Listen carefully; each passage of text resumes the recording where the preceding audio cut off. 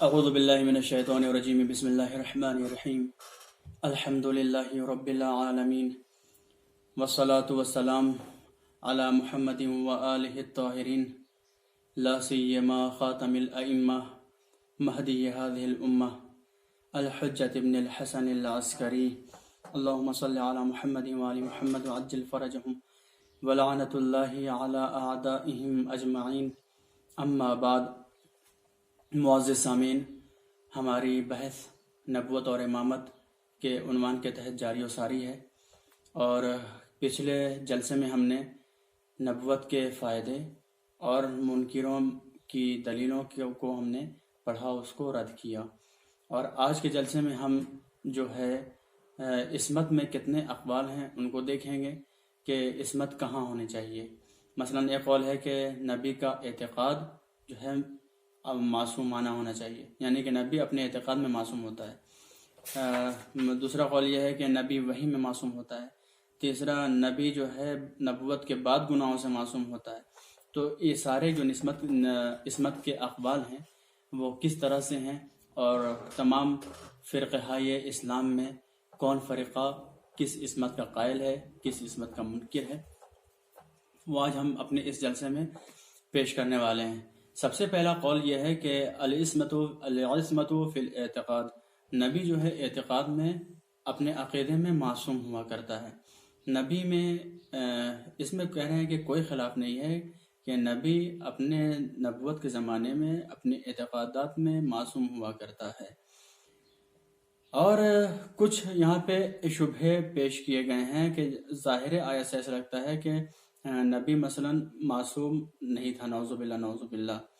جیسا کہ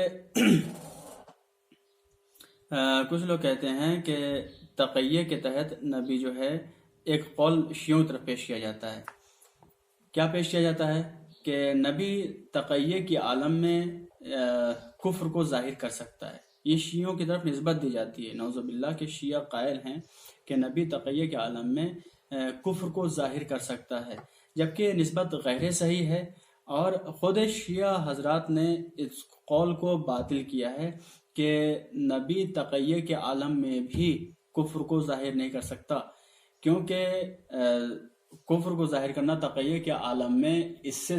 یہ تو پھر بھی آسان ہے۔ سب سے زیادہ سخت تو تھا جہاں پہ نبوت کا آغاز کر رہا ہے نبی، سب سے زیادہ مشکلات تو وہاں پہ درپیش ہوتی ہیں جب انسان اپنی نبوت کا آغاز کرتا ہے۔ جب محمد مصطفیٰ یا دوسرے انبیاء علیہ السلام آئے اور انہوں نے اپنی نبوت کا آغاز کیا، تو جتنی مشکلات انہیں آغاز بعثت میں درپیش ہوئی ہیں، پھر وہ آگے چل کر کے نہیں ہوئی۔ تو پہلا مرحلہ تو وہاں تھا، وہاں پہ ان کو تقیہ کرنا چاہیے تھا، لیکن انہوں نے وہاں پہ تقیہ نہیں کیا، بلکہ کھلم کھلا اپنے عقیدے کا اظہار کیا ہے اور لوگوں کو اسلام کی دعوت دی ہے۔ تو جب وہاں پہ تقیہ نہیں کیا تو پھر دوران نبوت، دوران رسالت، وہ کیسے ہم سوچ سکتے ہیں کہ وہ تقیہ کے تحت اپنے کفر کا اظہار کر بیٹھے؟ جیسا کہ خود طبرسی رحمۃ اللہ علیہ نے بھی کہا کہ الذین یبلغون رسالۃ اللہ ویخشونہ ولا یخشون احدا الا اللہ وکفی باللہ حسیبا، جو بھی اللہ کی رسالتوں کو پہنچاتے ہیں، تبلیغ کرتے ہیں، وَيَخْشَوْنَهُ، اللہ سے ڈرتے ہیں، وَلَا يَخْشَوْنَ أَحَدًا إِلَّا اللَّهُ، وہ پھر کسی سے نہیں ڈرتے ہیں سوائے اللہ کے، وَكَفَى بِاللَّهِ حَسِيبًا، اللہ کافی ہے۔ اور اسی طرح سے ایک اشکال یہاں پہ یہ پیش کیا جاتا ہے کہ پھر جب خدا کا رسول صرف اور صرف اللہ سے ڈرتا ہے، خدا سے ڈرتا ہے، تو پھر خداوند عالم نے ہمارے نبی صلی اللہ علیہ وسلم کے لیے یہ کیوں کہا وَتَخْشَى النَّاسَ، کہ آپ لوگوں سے ڈرتے ہیں؟ نعوذ باللہ، کیا ہمارا نبی لوگوں سے ڈرتا تھا؟ کہا کہ نہیں۔ اس کا جواب یہ ہے کہ خداوند عالم یہ نہیں کہنا چاہتا ہے کہ تم لوگوں سے ڈرتے ہو، بلکہ کبھی کبھی ایسا ہوتا ہے کہ انسان حق پہ ہونے کے باوجود حق کی باتیں لوگوں تک اس وقت نہیں پہنچاتا جب وہ ڈر رہا ہوتا ہے کہ ابھی میری چیمی گوئیاں کی جائیں گی، ابھی ہمارے خلاف بولا جائے گا، میں حق پہ ہوں، اس کے باوجود میں حق کو ظاہر نہیں کرتا ہوں، یا کچھ باتیں ہیں میں ہر بات جو ہے موقع محل دیکھ کے بھول جاتی ہیں۔ تو کبھی کبھی انسان کی شرافت کا تقاضا یہ ہوتا ہے کہ لوگوں کی چہمی گوئیوں سے، لوگوں کی زبان درازیوں سے بچنے کے لیے پھر وہ کچھ چیزوں کو پیش نہیں کیا کرتا ہے۔ خداوند عالم نے جب یہ کہا ہے کہ تم لوگوں سے ڈرتے ہو، تو لوگوں سے ڈرنے کا مطلب یہ نہیں کہ خداوند عالم کا بھیجا گیا رسول لوگوں کے مال اور ان کی طاقت سے، ان کے پاور سے اور ان کے جو ہے دبدبے اور جلالت سے ڈر گیا تھا، نہیں، بلکہ ان کی زبان سے ڈرا تھا، ان کے جو ہے کینہ توزیوں سے، ان کے بدزبانیوں سے پرہیز کیا، جس کی وجہ سے خداوند عالم نے یہ ایسا فرمایا۔ اچھا، دوسرا اشکال یہ ہے کہ ٹھیک ہے، میں تسلیم کرتا ہوں کہ نبی صلی اللہ علیہ وسلم جو ہمارے آخری نبی ہیں، انہوں نے کوئی جو ہے عقیدے میں ان کی کمی نہیں تھی، ان کا عقیدہ سالم تھا۔ اب آپ یہ بتائیے کہ جناب ابراہیم میں تو کمی نظر آتی ہے، نعوذ باللہ نعوذ باللہ۔ وہ کہتے ہیں وَلَٰكِن لِيَطْمَئِنَّ قَلْبِي، اے میرے معبود،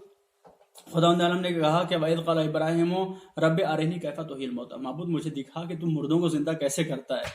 قَالَ أَوَلَمْ تُؤْمِن، کہا تمہیں کیا ایمان نہیں لائے؟ کہا کہ نہیں، بلا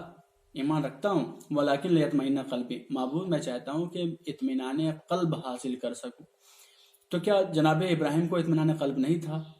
تو اشکال تو یہی کرتے ہیں، ظاہری آیت یہی کہہ رہے کہ اطمینان قلب نہیں تھا تو اطمینان قلب مانگ رہے تھے۔ نعوذ باللہ نعوذ باللہ،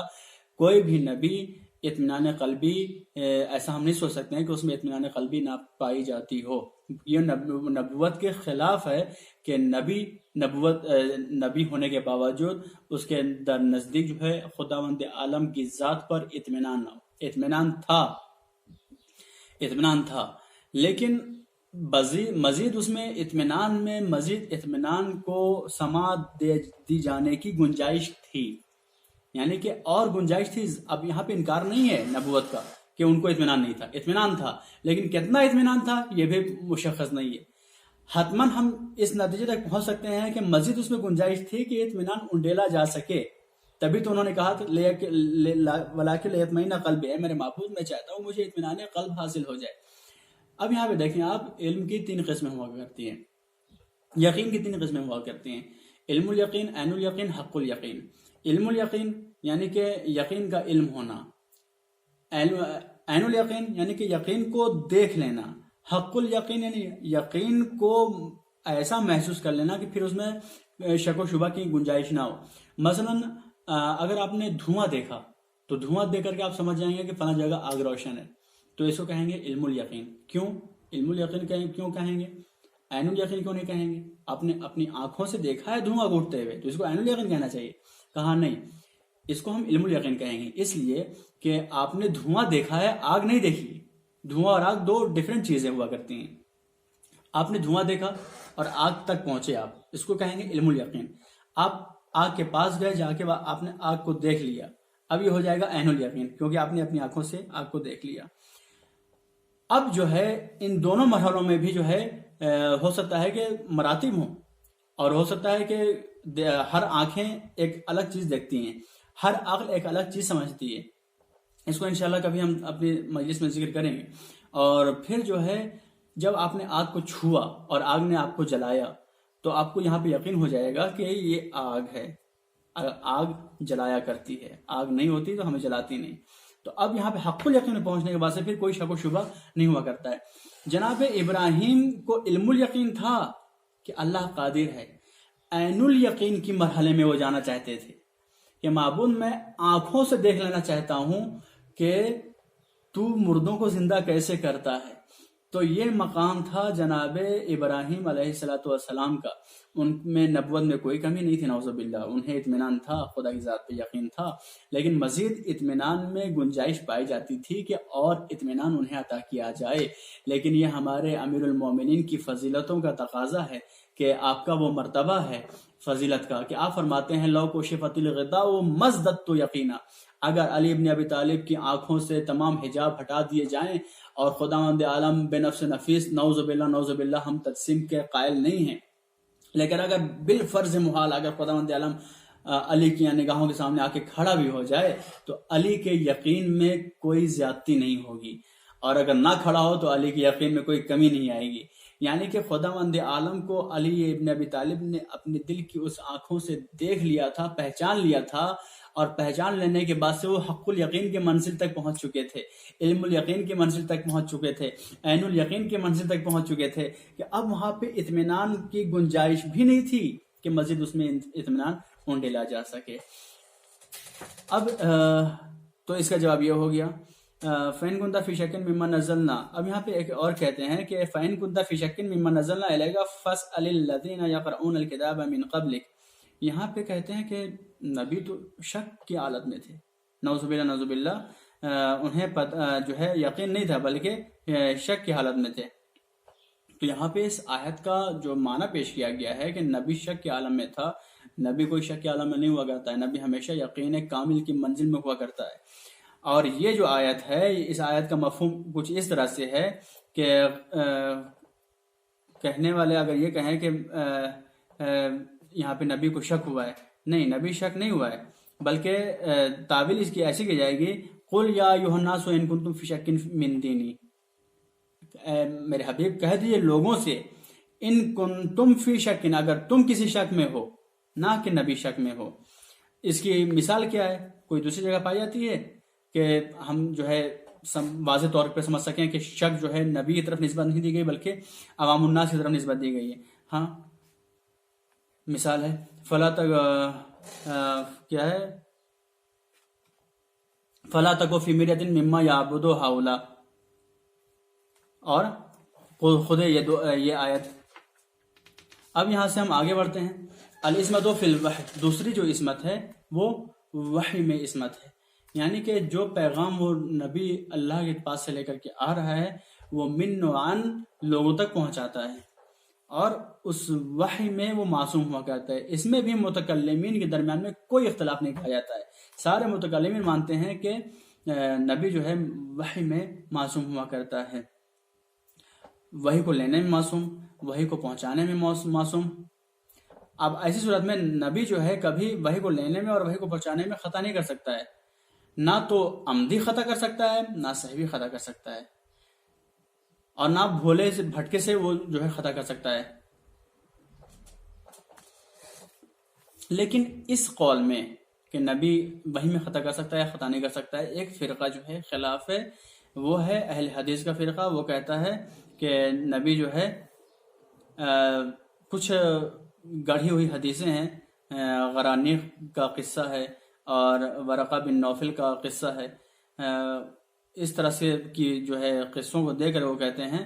کہ نبی جو ہے بدء نبوت میں، نبوت کے آغاز میں نبی نے شک کیا، نبی کو شک تھا کہ جو انہوں نے سنا ہے وہ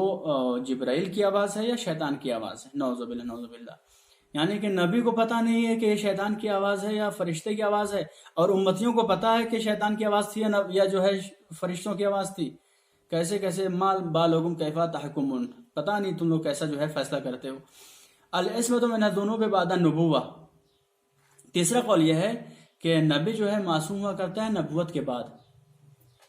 ہم یہاں پہ ہم ایک ایک مرحلہ آگے بڑھیں گے، ابھی یہاں پہ صرف اتنا قول لیتے ہیں کہ نبی جو ہے معصوم ہوتا ہے نبوت کے بعد، ابھی نبوت کے پہلے وہ ہم آگے بڑھیں گے۔ تو نبوت کے بعد نبی معصوم ہوا کرتا ہے، اس میں کہہ رہے ہیں کہ اس میں اختلاف آ جاتا ہے۔ کچھ لوگ کہتے ہیں کہ نبوت کے بعد جو نبی معصوم ہوتا ہے وہ معصوم ہوتا ہے کبائر سے اور عمدی سے، یعنی گناہان کبیرہ کو عمدن نہیں کرے گا، یعنی گناہان کبیرہ کو سہون کر سکتا ہے، بھولے بھٹکی کر سکتا ہے۔ یہ تمام کا تمام لوگوں کا یہ نظریہ ہے، اس میں حشویہ کے علاوہ کسی کا کوئی مخالف نہیں ہے۔ دوسرا قول یہ ہے کہ نبی جو ہے تمام گناہان کبیرہ سے معصوم ہوا کرتا ہے، گناہان کبیرہ نہ وہ عمدن کرتا ہے نہ سہون کرتا ہے، یعنی عمدی اور سہوی ہر دونوں خصوصیتوں کی عصمت اس میں پائی جاتی ہے کہ نہ تو وہ عمدن گناہ کبیرہ انجام دیتا ہے نہ بھولے بھٹکی گناہ کبیرہ انجام دیتا ہے۔ امامیہ کا یعنی شیعوں کا یہی نظریہ ہے، اور معتزلہ نے بھی اسی نظریے کو اختیار کیا ہے، اور اشاعرہ میں سے جو محققین ہیں انہوں نے اس نظریے کو اختیار کیا ہے۔ اور تیسرا قول یہ ہے کہ العصمۃ من الکبائر مطلقاً ومن الصغائر عمدن، یعنی کہ نبی جو ہے گناہان کبیرہ سے مطلقاً، چاہے وہ عمدی ہو چاہے بھولے بھٹکی ہو، نہ تو عمدی گناہ کرتا ہے گناہان کبیرہ کو انجام دیتا ہے، نہ بھولے بھٹکی گناہان کبیرہ کو انجام دیتا ہے، یعنی کہ مطلقاً گناہان کبیرہ کو نبی انجام نہیں دیتا ہے، لیکن ومن الصغائر عمدن، لیکن گناہان صغیرہ کو عمدن نبی انجام نہیں دیتا ہے، اور سہون گناہان صغیرہ کو ہو سکتا ہے کہ وہ انجام دے اور معصوم نہ ہو، سہون گناہان صغیرہ کو۔ کہہ رہے ہیں کہ یہ بھی امامیہ کا نظریہ ہے اور اکثر معتزلہ اور اشاعرہ کے محققین کا نظریہ ہے۔ اب یہاں پہ اس کے بعد جو ہے یہاں پہ کوشجی کہتے ہیں والمذهب عند محقق الاشاعرہ منع الکبائر والصغائر الخسیسہ بعد البعثۃ مطلقا۔ کہہ رہے ہیں کہ اشاعرہ کے محققین کا نظریہ یہ ہے کہ انبیاء جو ہے کبائر کو اور صغائر، کون سے صغائر؟ وہ گناہ صغیرہ جسے لوگ نفرت کرتے ہوں، ان سے جو ہے بعثت کے بعد مطلقاً جو ہے نبی معصوم ہوتا ہے۔ لیکن وہ گناہ صغیرہ جو لوگوں کی جو ہے نفرت کا سبب نہ بنے، نہ عمدن نہ سہون، تو اور پھر کہتے ہیں کہ حرمین کے جو امام ہیں اشاعرہ میں سے اور ابو ہاشم جو معتزلی تھا، وہ لوگ کہتے ہیں کہ نبی جو ہے جان بوجھ کر کے صغائر کو انجام دے سکتا ہے۔ بہرکیف زیادہ ڈیٹیل میں ہم نہیں جاتے ہیں، اوپر سے نکل لیتے ہیں تاکہ زیادہ مواد کو، زیادہ مطالب کو آپ کی خدمت میں پیش کیا جا سکے۔ چوتھا قول یہ ہے کہ نبی جو ہے کبیرہ اور صغیرہ سے مطلقاً جو ہے معصوم ہوا کرتا ہے، یعنی کہ مطلقاً نہیں، چاہے وہ عمدی ہو چاہے سہوی ہو، چاہے وہ کبیرہ ہو چاہے صغیرہ ہو۔ اور یہی شیعوں کا نظریہ ہے۔ شیعہ کہتے ہیں کہ نبی جو ہے نہ گناہ کبیرہ کو انجام دے سکتا ہے، نہ گناہ صغیرہ کو انجام دے سکتا ہے، نہ جان بوجھ کے انجام دے گا نہ بھولے سے انجام دے گا۔ یہاں پہ 4 قول ہو گئے، اور اس کے بعد یہ چار قول جو ہے دوسرے قول میں پیش کیا گیا ہے۔ عصمت یعنی کا معنی یہ ہوا کہ اس نبی جو ہے ذنوب سے نبوت کے بعد جو ہے معصوم ہوا کرتا ہے، یعنی نبی نبوت کے بعد ذنوب سے معصوم ہوا کرتا ہے۔ اس میں یہ 4 قول تھے۔ اب تیسرا جو قول ہے وہ یہ ہے کہ نبی جو ہے نبوت کے پہلے بھی معصوم ہوا کرتا ہے۔ تو اس مسئلہ، یہ جو چوتھا قول ہے نبی نبوت کے پہلے بھی معصوم ہوا کرتا ہے، اس میں عصمت انبیاء میں اختلاف پایا جاتا ہے۔ نبوت کے پہلے اگر اس دعویٰ کریں عصمت کا تو اس میں اختلاف پایا جاتا ہے۔ پہلا قول یہ ہے کہ نبی سے گناہ صادر ہونا جائز ہے مطلقاً، چاہے وہ کبیرہ ہو چاہے صغیرہ ہو، چاہے لوگوں اس سے نفرت کریں چاہے نفرت نہ کریں، چاہے جان بوجھ کے ہو چاہے بھولے بھٹکے ہو۔ اور یہ جو ہے کلی طور پر مذہب اشاعرہ کی طرف نسبت دیا جاتا ہے کہ مذہب اشاعرہ والے کہتے ہیں کہ نبی جو ہے نعوذ باللہ گناہوں کو انجام دے سکتا ہے۔ لیکن اما قبلہ فقال الجمہور لا یمتنع ان یصدر عنہم کبیرہ، لیکن قبل از بعثت نبوت کے پہلے کہہ رہے ہیں کہ جمہور اشاعرہ یہ کہتا ہے کہ ان سے کبیرہ کا صادر ہونا ممتنع نہیں ہے، یعنی کہ نبی گناہ کبیرہ کو انجام دے سکتا ہے، نعوذ باللہ۔ دوسرا قول یہ ہے کہ بعثت کے پہلے گناہ کبیرہ کو نبی انجام نہیں دے سکتا ہے، کیونکہ یہ نفرت کا سبب بنتا ہے۔ اگر نبی گناہ کبیرہ کو نبوت سے پہلے انجام دے گا تو لوگ نفرت کرنے لگیں گے اور پھر اس کے دعوے کی طرف کھینچ کر کے آئیں گے نہیں۔ یہ اکثر معتزلہ اور بعض اہل سنت کا قول یہی ہے۔ اور تیسرا قول یہ ہے کہ ہر وہ چیز کے جو لوگوں کے نفرت کا سبب بنے نبی اس سے معصوم ہوا کرتا ہے، چاہے وہ گناہ کبیرہ ہو چاہے صغیرہ ہو۔ حتیٰ کہ اگر ان کے آباء و اجداد سے بھی کوئی ایسی چیز صادر ہو جائے جو نبی سے لوگوں کی نفرت کا سبب بنے، یا ان کی ماں سے کوئی چیز ایسی ثابت ہو جائے کہ جو لوگوں کی نفرت کا سبب بنے، وہ بھی انبیاء میں نہیں پائی جاتی ہے۔ اور یہی جو ہے بعض معتزلہ اور بعض اشاعرہ اس کو قبول کرتے ہیں۔ چوتھا قول یہ ہے کہ نبی مطلقاً تمام گناہوں سے معصوم ہوا کرتا ہے، چاہے وہ کبیرہ ہوں چاہے صغیرہ ہوں، عمدن ہوں جان بوجھ کے یا بھولے بھٹکے ہوں، اور تمام نفرت آور چیزوں سے بھی وہ معصوم ہوا کرتا ہے۔ اور نبوت کے پہلے ان کا حال وہی ہے جو نبوت کے بعد ہے، کوئی فرق نہیں ہے، چاہے نبی نبوت کا اعلان کر چکا ہو یا ابھی نبوت کا اعلان نہ کیا ہو، نبوت کے پہلے نبوت کے بعد تمام احوال میں نبی معصوم ہوتا ہے، کبیرہ سے صغیرہ سے، چاہے وہ عمدی ہو یا بھولے بھٹکے ہو، تمام منفرات سے۔ یہی قول شیعوں کے نزدیک رائج ہے، شیعہ امامیہ کے نزدیک۔ شیعہ امامیہ یہی کہتا ہے کہ نبی چاہے نبوت کے پہلے یا نبوت کے بعد، کیونکہ ہمارے ہاں نبوت کے پہلے والے نہیں، نبی جب سے پیدا ہوا تب سے وہ نبی ہے، اس لیے وہ جو ہے معصوم ہوا کرتا ہے گناہ کبیرہ اور صغیرہ سب سے۔ سید مرتضی کہتے ہیں قالت شیعۃ الامامیہ لا یجوز علیہم شیء من المعاصی والذنوب، شیعہ امامیہ کا کہنا یہ ہے کہ انبیاء جو ہے نہ معاصی کو انجام دیتے ہیں نہ گناہوں کو انجام دیتے ہیں، کبیرن کانا اور صغیرن، چاہے وہ کبیرہ ہو چاہے صغیرہ ہو، لا قبل نبوت ولا بعدها، نہ نبوت کے پہلے نہ نبوت کے بعد، ومثل کلام العلامۃ الحلی فی انوار الملکوت، اور اسی طرح سے علامہ حلی کا بھی کلام ہے کتاب انوار ملکوت میں۔ وقال الملا علی القاری ذیل کلام ابی حنیفہ، ملا علی قاری کہتے ہیں والانبیاء کلهم منزہون عن الصغائر والکبائر، یہ جو ابو حنیفہ کا کلام ہے کہ تمام کے تمام انبیاء جو ہے صغائر اور کبائر سے منزہ اور پاک و پاکیزہ ہوا کرتے ہیں۔ اس کے ذیل میں ملا علی قاری کہتے ہیں هذه العصمۃ ثابتۃ للانبیاء قبل النبوۃ وبعدها علی الاصح، کہ یہ عصمت جو ہے انبیاء کے لیے نبوت کے پہلے بھی ثابت ہے، نبوت کے بعد بھی ثابت ہے، اصح صحیح ترین قول کی بنیاد پر۔ تو یہاں پہ ہماری جو ہے باتیں جو جتنے قول تھے ہم نے قول کو پڑھا۔ اب یہاں سے ہم جو ہے عصمت کی دلیلوں کو دیکھیں گے کہ عصمت کی دلیلیں کیا کیا ہیں۔ اب تک تو ہم نے نبوت کے منکروں کی دلیلوں کو رد کیا، اب ہم اپنی دلیلیں پیش کرتے ہیں۔ بہت مختصر ہو سکتا ہے کہ 2 یا 3 دلیلیں پیش کریں اور پھر انشاءاللہ اس باب کو بند کر دیں گے۔ سب سے پہلی دلیل یہ ہے کہ اگر نبی معصوم نہ ہو تو نبوت جو ہے بیکار ہو جائے گی، نبوت میں عبث لازم آ جائے گا، یعنی کہ چونکہ اگر نبی معصوم نہ ہو یعنی خطا کا امکان پایا جاتا ہے وہ،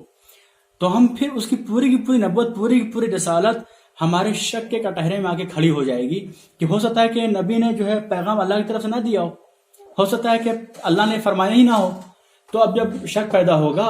کہ ایک حکم ہے جو امام نبی نے جو ہے آ کر کے اللہ سے نہیں لیا اور اپنی طرف سے بیان کر دیا، گناہ کیا ہو، تب وہ کون سا شک ہے، کون سا مسئلہ ہے؟ تو جہاں ایک مسئلہ مشکک ہوگا وہاں سارا کا سارا مسئلہ مشکک ہو جائے گا، پوری کی پوری نبوت شک کے دائرے میں آ کے کھڑی ہو جائے گی، اور ایسی صورت میں پھر کیا ہو جائے گا، انسان کہہ دے گا کہ ہم جو چونکہ نبی معصوم نہیں تھا اور اس نے ہمیں شک تھا کہ کون سا حکم خدا کا حکم ہے، کون سا حکم خدا کا حکم نہیں ہے، اس لیے جو ہے میں نے کسی بھی عمل کو انجام نہیں دیا، میں بری ذمہ ہوں۔ اس لیے نبی خدا کے لیے ضروری ہے کہ ایسے نبی کو بھیجے کہ جو معصوم ہو اور وہی لینے میں، وہی پہنچانے میں، تمام امور میں معصوم ہو، تاکہ اس کا ایک فعل بھی، ایک ایکٹیویٹی بھی، ایک حرکت بھی شک کے کٹہرے میں آ کے کھڑی نہ ہو سکے اور لوگ کل کو اعتذار اور عذر پیش نہ کر سکیں۔ دوسری دلیل یہ ہے کہ اگر نبی معصوم نہ ہو تو ہمیں محال کا مکلف کرنا لازم آئے گا کہ اللہ نے ہمیں ایسی تکلیف دے دی ہے جو محال ہے۔ مثلا اگر نبی معصوم نہ ہو تو ایک طرف تو خدا کہہ رہا ہے یا ایھا الذین آمنوا اطیعوا اللہ واطیعوا الرسول، اے ایمان لانے والو رسول کا اطاعت کرو، دوسری طرف خداوند عالم کہہ رہا ہے کہ جو برائیوں کا حکم دے اس کی اطاعت نہ کرو۔ اب اگر یہاں پہ احتمال پایا جاتا ہے کہ نبی نے برائی کا حکم دیا ہو، چونکہ نبی معصوم نہیں ہے، اگر نبی معصوم نہیں ہو تو احتمال پایا جا رہا ہے کہ نبی نے برائی کا حکم دیا ہو، تو ایک طرف ایک ہی نبی کو خداوند عالم کہہ رہا ہے کہ اس کا اطاعت کرو، اس کی اطاعت کرو، اس کا اتباع کرو، دوسری طرف خداوند عالم کہہ رہا ہے کہ اس کی اطاعت نہیں کرو کیونکہ جو گناہوں کا حکم دے رہا ہے، منکرات کا حکم دے رہا ہے۔ تو ایک ہی انسان میں حکم بھی آئے، آرڈر بھی آئے، ڈس آرڈر بھی آئے، ممانعت بھی آئے، یہ چیز ناممکن ہے، کر ہی نہیں سکتے ہیں، محال لازم آئے گا۔ اس لیے ضروری ہے کہ نبی معصوم ہو۔ اب یہاں پہ کہہ رہے ہیں کہ جو نبی حکم دیتا ہے، جس چیز سے نبی روکتا ہے، اس میں تین احتمال پائے جا سکتے ہیں۔ ہمیں پتا ہے کہ نبی نے جس چیز کا حکم دیا ہے یا جس چیز سے روکا ہے، ہمیں پتا ہے کہ نبی نے جس چیز سے حکم دیا ہے وہ حسن ہے، اچھی ہے، جس چیز سے روکا ہے وہ بری ہے۔ ایسی صورت میں اس کا اتباع کرنے میں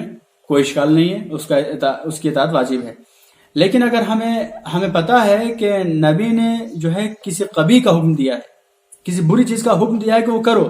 اور کسی اچھائی سے روکا ہے کہ فلاں چیز اچھی تھی اس سے روکا ہے، تو اس میں بھی کوئی اشکال نہیں ہے کہ ایسی صورت میں نبی کی اطاعت، نبی کا اتباع حرام ہے، کیونکہ خالق کی معصیت میں کسی مخلوق کا اتباع اور اطاعت واجب نہیں ہے بلکہ حرام ہے۔ تو یہ دونوں چیز میں کوئی شک نہیں ہے۔ لیکن اگر ہم شک کریں کہ نبی نے جس چیز سے روکا ہے